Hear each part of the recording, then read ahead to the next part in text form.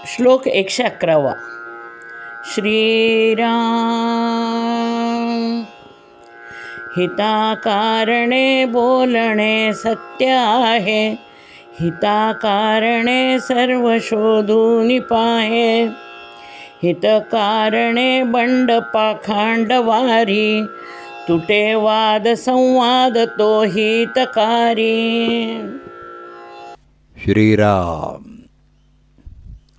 पुन्हा एकदा समर्थ मनाला गोंजारतायत. ज्या गोष्टीमध्ये हित आहे त्या अप्रिय असल्या तरी तू ऐकल्या पाहिजेत असं ते मनाला सांगतायत. हिताकरता सत्य काय ते जाणून घेणं आवश्यक आहे. हित आणि सत्य या एकाच नाण्याच्या दोन बाजू आहेत. सत्य वस्तुस्थितीचा स्वीकार प्रामाणिकपणे केला की त्याचा परिणाम हित साधण्यात होतो. आपल्याला जे योग्य वाटतं त्याला आपण सत्य समजतो, पण हे निर्णय घेणारी बुद्धी रजोगुणानं आणि तमोगुणानं व्यापलेली असते. तर इंद्रिय विषयांचा दास झालेली असल्यामुळं त्यांना अयोग्य गोष्टी योग्य वाटतात. वादविवाद टाळावा हे समर्थ पुन्हा पुन्हा सांगतायत. पण या वादविवादातून जर खोटेपणाला प्रोत्साहन मिळत असेल किंवा समाजाचं अहित होणार असेल तर मात्र सत्य काय आहे ते समाजासमोर आणलंच पाहिजे. ज्या माणसाला रंग ओळखण्याचं ज्ञान नसेल तो चित्र आणि त्याची रंगसंगती याच्यावरती काय बोलणार. तसंच ज्याची इंद्रिय विषयांना चटावलेली आहेत तो तामस बुद्धीनं सत्य काय ते कसं ठरवणार. विषयलोलूप माणूस सुखावह वाटणाऱ्या वस्तूला हितकर समजू लागला तर ते कसं योग्य ठरेल सांगा. अशा वेळी केवळ वाद नको म्हणून आपण जर गप्प बसलो तर त्यात समाजाची हानी होण्याची आणि खोटेपणाला प्रोत्साहन मिळण्याची भीती असते. याकरता वाद निर्माण होत असला तरी सत्य हे बोललंच पाहिजे, सत्य जाणून घेतलं पाहिजे. आज समाजामध्ये स्वार्थापोटी बऱ्याचशा व्यसनांना अनैतिक गोष्टींना प्रतिष्ठा प्राप्त होते. म्हणून समर्थ म्हणतात कुणीतरी सांगतं आणि मला ते माहिती नाही, अशा वेळी ते खरं मानावंच असं नाही. तर खरं काय आहे ते तू शोधून पहा. त्यासाठी कुणीतरी मोठा तत्त्ववेत्ता सांगतो, मंत्री सांगतो किंवा प्रसिद्धीच्यासाठी एखादा साधू सांगतो, त्याच्यावर विश्वास ठेवू नकोस. दासबोध, गीता किंवा तत्सम ग्रंथ वाचून पहा. कोणताही निर्णय विचारपूर्वक ठामपणे स्वतःचा स्वतः आणि सत्याला धरून घेतलेला असला पाहिजे. संत नेहमी हितावह असंच आपल्याला सांगत असतात. म्हणून त्यांच्यासारख्यांचं मार्गदर्शन घ्यावं. जेव्हा वेद उपनिषद संतांचं साहित्य वाचू आपण तेव्हा लक्षात येतं की सत्पुरुष जे सांगतात ते सत्य आणि हिताचं असतं. संतांच्या विरोधामध्ये बोलणारे पाखंडी असतात, ते लोकांना फसवत असतात. ते बंड आपण मोडून काढलं पाहिजे.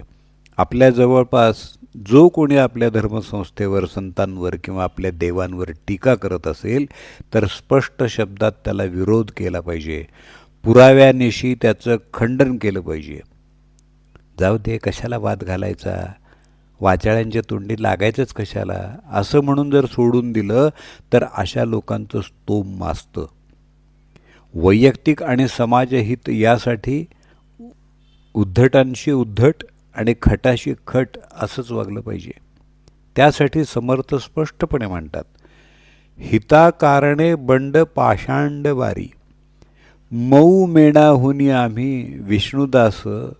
असं म्हणणारे संत तुकाराम महाराज सुद्धा म्हणतात धर्माचे पालन करणे पाषांड खंडन, हेची आम्हा करणे काम बीज वाढवावे नाम.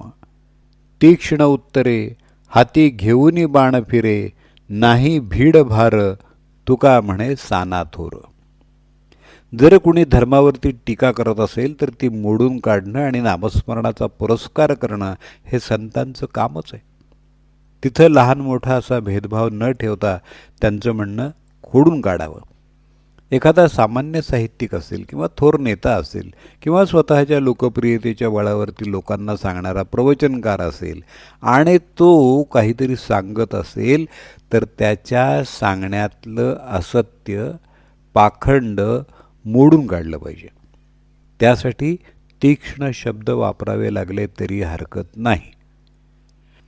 अशावेळी हे खंडन करण्यासाठी घातलेला वाद जो आहे त्या वादाला सुसंवादाचंच मूल्य आहे.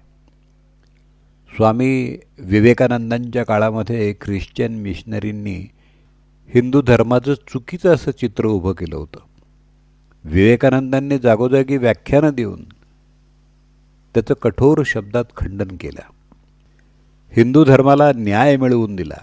त्यावेळी स्वामीजींना करावी लागलेली वादावादी हिताकारणे असल्यामुळं समर्थनीय आहे. पाण्यावरचं शेवाळं काढल्याशिवाय स्वच्छ पाणी आपल्याला मिळत नाही. त्यासाठी शेवाळं काढण्याचे कष्ट हे करावेच लागतात.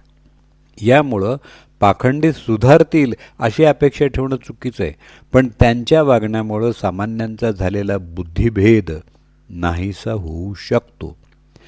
पांडवांनी राज्य मिळण्यासाठी कितीही वाद घातला तरी धृतराष्ट्र राज्य देणार नाही हे माहिती असलं तरी पांडवांची सत्यबाजू भीष्म आणि इतर मंत्रिमंडळ यांना पटवून देण्यामध्ये श्रीकृष्ण यशस्वी झाले होते.